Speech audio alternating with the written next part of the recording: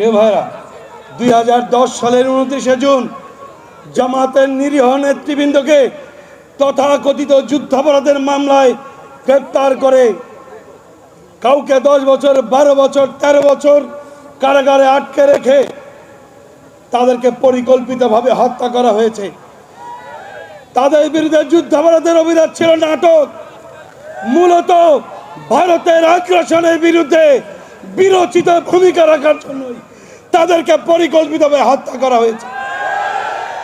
প্রিয় ভাইরা, সন্ত্রাসী সংগঠন ছাত্রলীগকে যেভাবে নিষিদ্ধ করা হয়েছে, আওয়ামী লীগকেও একইভাবে নিষিদ্ধ করতে হবে।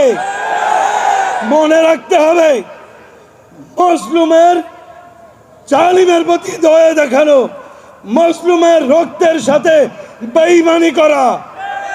সুতরাং আওয়ামী লীগের প্রতি কেউ মায়া দেখাতে আসবেন না।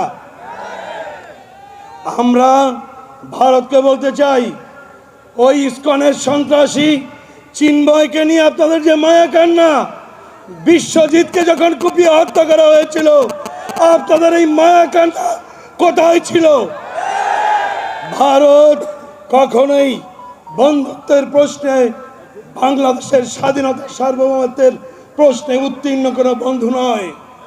বরং আমরা যে রক্তের উপরে দাঁড়িয়ে আমাদের দ্বিতীয় স্বাধীনতা পেয়েছি, আমরা এই স্বাধীনতা দাঁড়িয়ে বলতে চাই, ভারতের সঙ্গে আমরা চোখে চোখ রেখে কথা বলার সাহস এবং শক্তি অর্জন করেছি। সুতরাং আমাদের সঙ্গে কথা বলবেন ন্যায্যতা ও সমতার ভিত্তিতে।